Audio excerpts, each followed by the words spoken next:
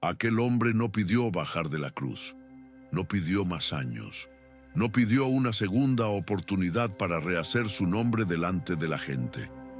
No pidió que le devolvieran la juventud, ni la libertad, ni el tiempo perdido. Lo único que pidió fue esto, que Jesús no lo olvidara.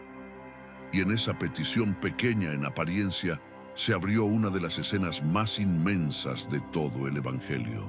El monte estaba lleno de ruido, no de un ruido noble, no del ruido de una victoria justa.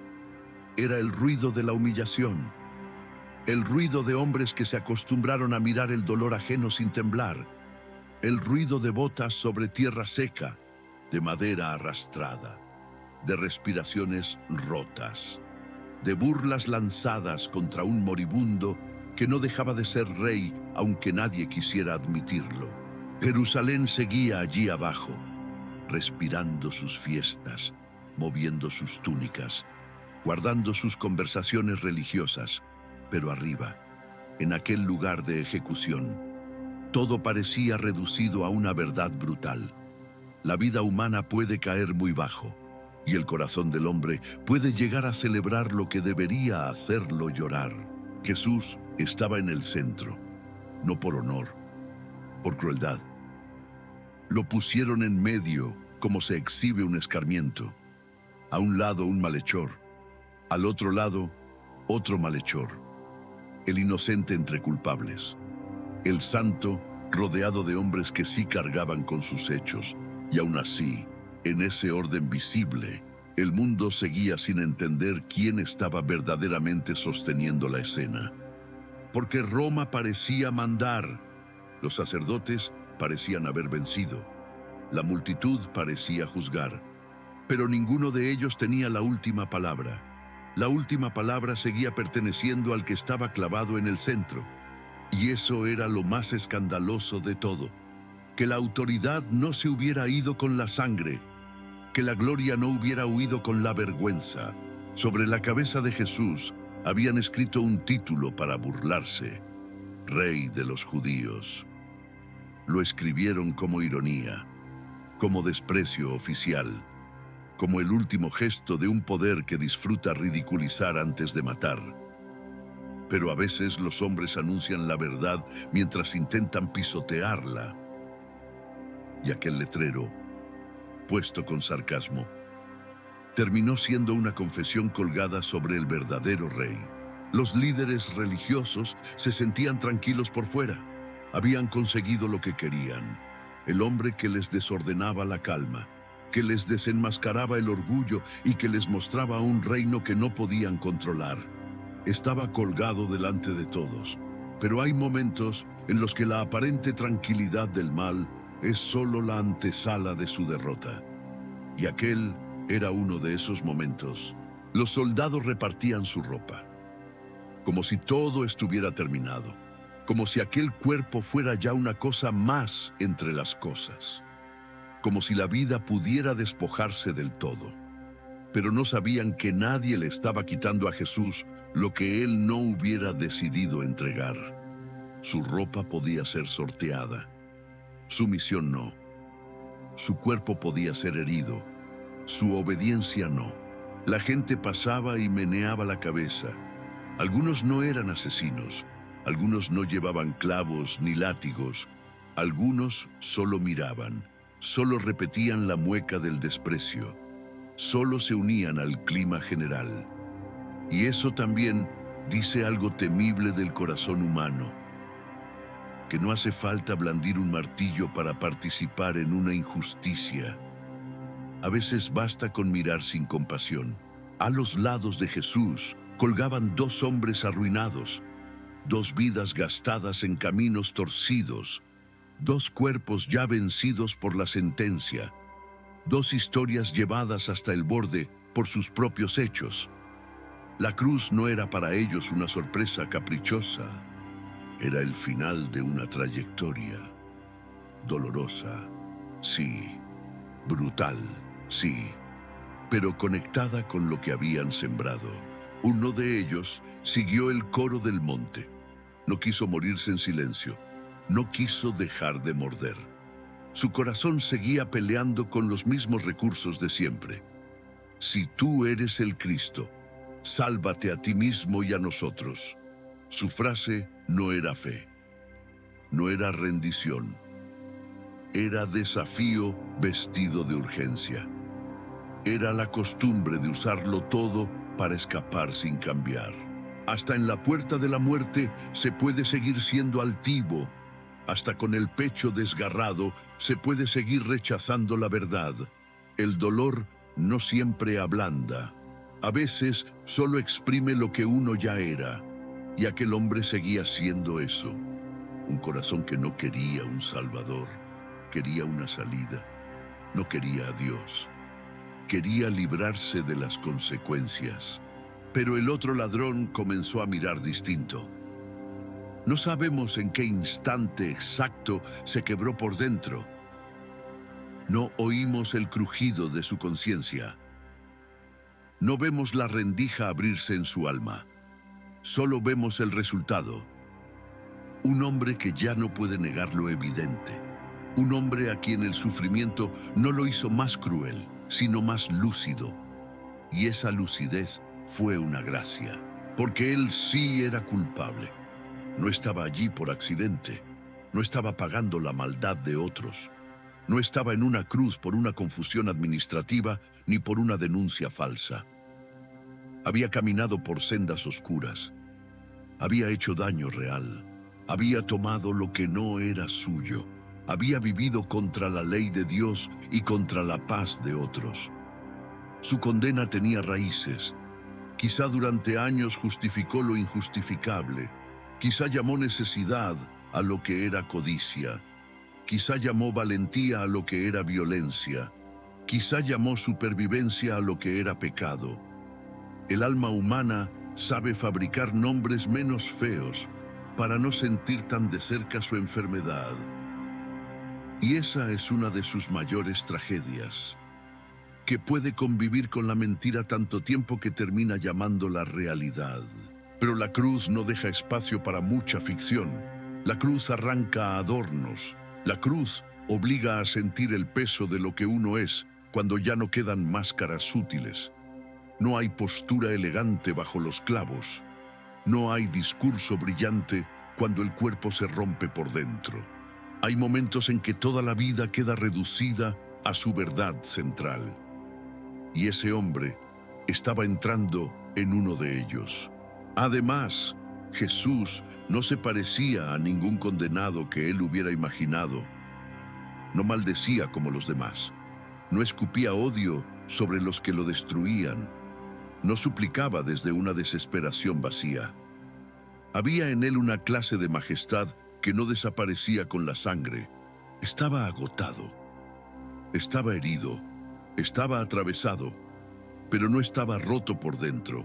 El ladrón lo oyó decir: Padre, perdónalos, porque no saben lo que hacen. Y esas palabras tuvieron que entrar como un filo extraño en el corazón de un hombre acostumbrado a otro idioma. Él conocía la amenaza, conocía el insulto, conocía la dureza del que hiere antes de ser herido. Pero perdón desde una cruz. Eso pertenecía a otro reino, a otra pureza, a otra clase de poder. El perdón de Jesús no sonaba débil, sonaba imposible, sonaba como algo que ningún hombre fabrica solo desde la nobleza de su carácter. Sonaba a cielo en medio del polvo, sonaba a una santidad que no necesitaba ser defendida con gritos. Y el ladrón empezó a entender que aquel hombre del centro no estaba simplemente muriendo, estaba entregándose. Había una diferencia inmensa entre ambas cosas. Entonces miró al otro malhechor y lo reprendió, no con superioridad, no como quien descubre tarde una moral respetable para sentirse por encima. Lo reprendió desde el borde, desde el mismo hierro, desde la misma condenación. Ni aun temes tú a Dios, estando en la misma condenación. Esa pregunta nació de una conciencia que al fin despertó delante del juicio verdadero. Lo primero que regresó a su alma no fue la esperanza, fue el temor de Dios. Y eso importa. Porque nadie abraza de verdad la misericordia mientras siga creyendo que su problema principal es solo el dolor de la vida. El comienzo del regreso siempre tiene algo de temblor, algo de lucidez santa, algo de comprender que no estamos solo delante de hombres ni delante de circunstancias. Estamos delante de Dios. Ese temor no era una emoción religiosa superficial, era cordura. Era el derrumbe final de la autosuficiencia. Era ver que la muerte no es solo un apagón del cuerpo, que el mal no es una torpeza sin consecuencias eternas, que la vida no termina siendo neutral solo porque uno haya sufrido mucho. Ese hombre estaba entrando en la verdad por la puerta más dolorosa, pero estaba entrando y entonces pronunció una de las confesiones más limpias de toda la Escritura. Nosotros, a la verdad, justamente padecemos. No culpó al sistema, no culpó a su infancia, no culpó a los poderosos, no culpó a sus enemigos. Tal vez tuvo heridas reales, seguramente las tuvo, pero en aquella hora dejó de usar el dolor como escudo para no llamar pecado al pecado. Justamente, qué palabra tan sencilla. ¡Qué palabra tan pesada! En ella cayó todo el edificio de las excusas.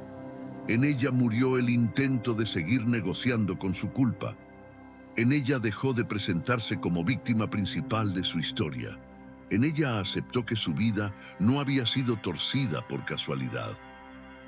Él también había querido, elegido, cruzado y repetido sus propios caminos oscuros.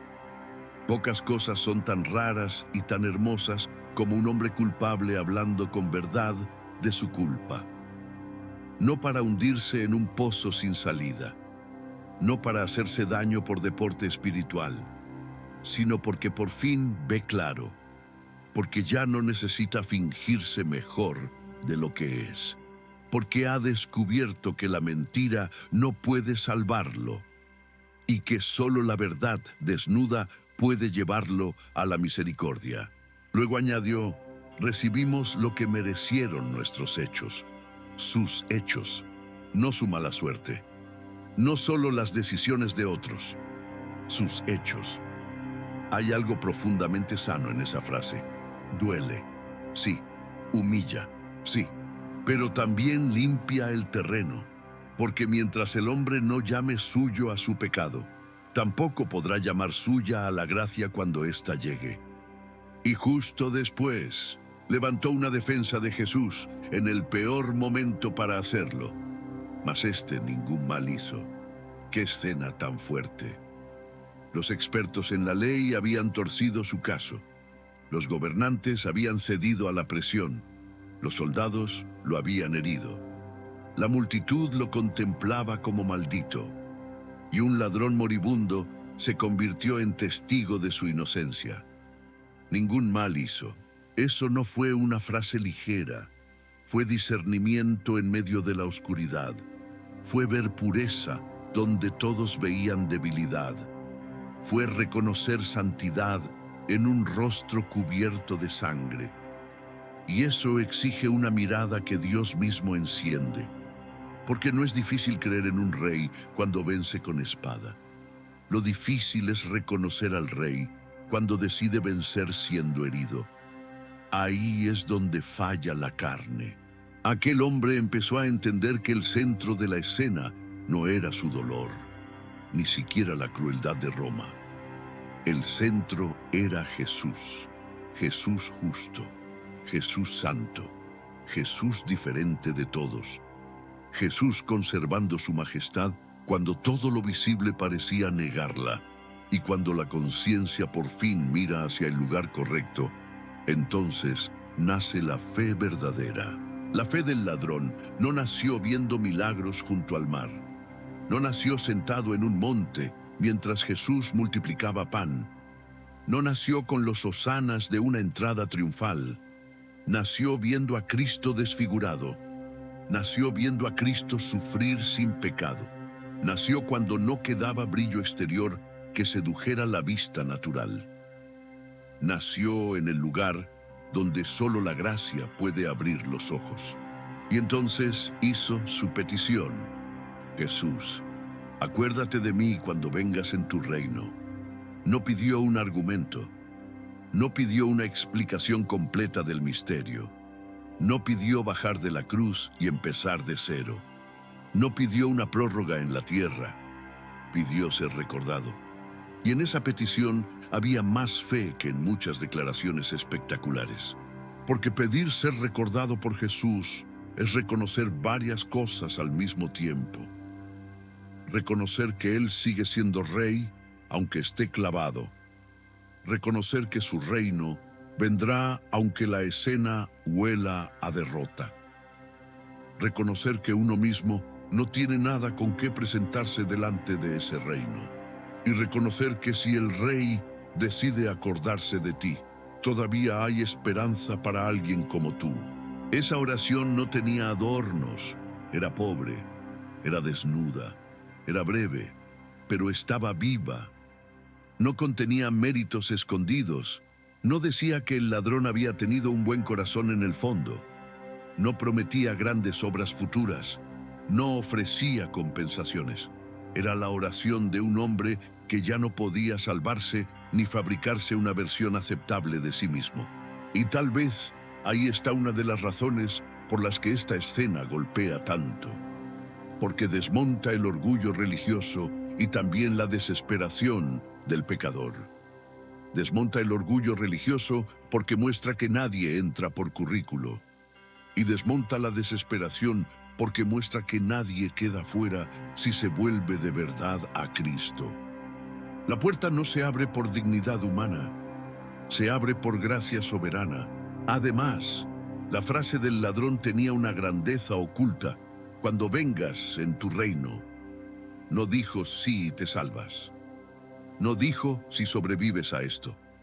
No habló como quien ve un profeta derrotado pidiendo un último gesto simbólico. Habló como quien percibe que la muerte no va a cancelar la autoridad de Jesús. Habló como quien empieza a ver un trono detrás de la cruz. Eso es fe. Todo a su alrededor gritaba lo contrario. El cielo se oscurecía. La multitud se endurecía. Los cuerpos cedían. La sangre corría. Ningún ejército venía a rescatar al crucificado. Ninguna corte terrenal lo reconocía. Ningún discípulo estaba allí haciendo una proclamación pública de victoria. Y aún así, aquel ladrón habló del reino como de una realidad futura e indiscutible. Eso solo puede nacer cuando Dios rompe la niebla del alma. Porque el hombre natural siempre quiere un rey que se parezca a sus expectativas. Quiere un Cristo útil para sus urgencias. Un Cristo que solucione primero lo visible. Pero el ladrón empezó a mirar más hondo. Empezó a entender que si Jesús lo recordaba, la cruz no sería el final, sería la puerta. También es conmovedor que lo llamara por su nombre. Jesús no se escondió detrás de una fórmula fría, no habló al aire, no lanzó una idea religiosa al vacío. Llamó a una persona, a la persona, en medio de la oscuridad. El nombre de Jesús salió de una garganta condenada y se convirtió en el hilo por el que un alma entera se aferró a la vida eterna. Aquel hombre ya no tenía manos libres para hacer nada bueno. No podía reparar lo robado. No podía correr hacia una nueva obediencia visible. No podía sentarse a aprender durante años. No podía reconstruir su reputación. Sus manos estaban clavadas. Sus pies también. Toda su fe cabía en una mirada, en una confesión y en una súplica.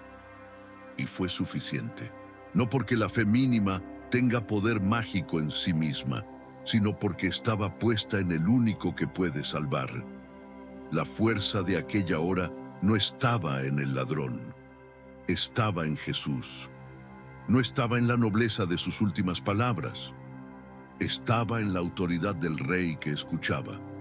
Un pecador arruinado y una fe temblorosa bastan cuando el objeto de esa fe es el Salvador verdadero. Entonces Cristo respondió, y respondió con una firmeza que debía haber estremecido el alma del ladrón más que todos los martillazos del día. De cierto te digo, no habló como quien ofrece un consuelo probable. No habló como quien intenta calmar a un moribundo con una esperanza poética. Habló con autoridad absoluta, la autoridad de quien tiene en sus manos el destino eterno de los hombres. De cierto te digo, es decir, esto no depende de una posibilidad frágil. Esto no cuelga de una emoción pasajera. Esto no se decidirá después según haya cambiado el clima del cielo. Es firme, es verdad, es seguro. El ladrón pidió memoria. Jesús le respondió con certeza, y esa certeza fue más misericordiosa de lo que el hombre había osado esperar. Hoy, no en una lejanía nebulosa, no tras siglos de incertidumbre sin rostro. Hoy, la palabra cayó sobre un hombre que ya estaba perdiendo la tierra debajo de sí.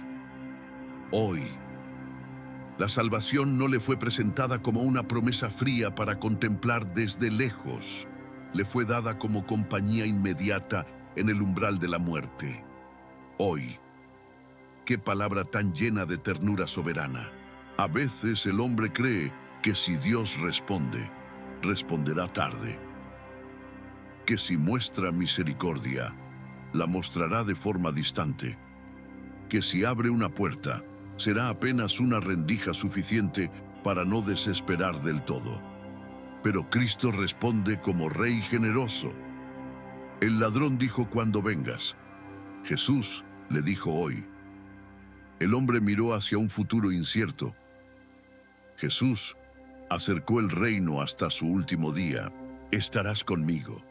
Ahí late el corazón de la salvación, no solo un cambio de lugar, no solo descanso después del tormento, no solo la cancelación del juicio. Conmigo, el hombre que había vivido torcido, que había herido, que había caído tan bajo, recibió una promesa que sobrepasa todo cálculo humano. No moriría solo. No entraría en la eternidad sin Cristo. Eso es lo que vuelve inmensa esta respuesta. El Salvador no le dijo simplemente entrarás. Le dijo, estarás conmigo. La gloria del paraíso no es solo ausencia de dolor, es presencia de Cristo. Es cercanía del Rey. Es comunión con el Santo que abrió el camino con su propia sangre. El ladrón no recibió apenas una absolución jurídica. Recibió compañía eterna del Hijo de Dios, en el paraíso. Mientras el monte olía a muerte, Jesús hablaba de jardín. Mientras los hombres clavaban, Jesús abría. Mientras el mundo cerraba la historia del ladrón con desprecio, Cristo estaba escribiendo un comienzo imposible. El contraste es casi insoportable de hermoso. Debajo, la tierra de la ejecución. Encima, la promesa de una patria restaurada. Y todo eso sin que el hombre pudiera añadir nada. No bajó para demostrar cambio. No bajó para producir frutos visibles de arrepentimiento. No bajó para realizar una vida entera de obediencia pública. Murió colgado de una promesa. Y esa promesa bastó porque salió de la boca de aquel que no miente. La salvación quedó mostrada allí como un regalo entero de gracia. Eso no vuelve pequeño el pecado. Al contrario, la escena entera nos recuerda que el mal es tan serio que el inocente tuvo que morir para abrir camino a culpables así. El ladrón no fue recibido porque su historia no importara. Fue recibido porque Cristo estaba cargando precisamente con historias como la suya.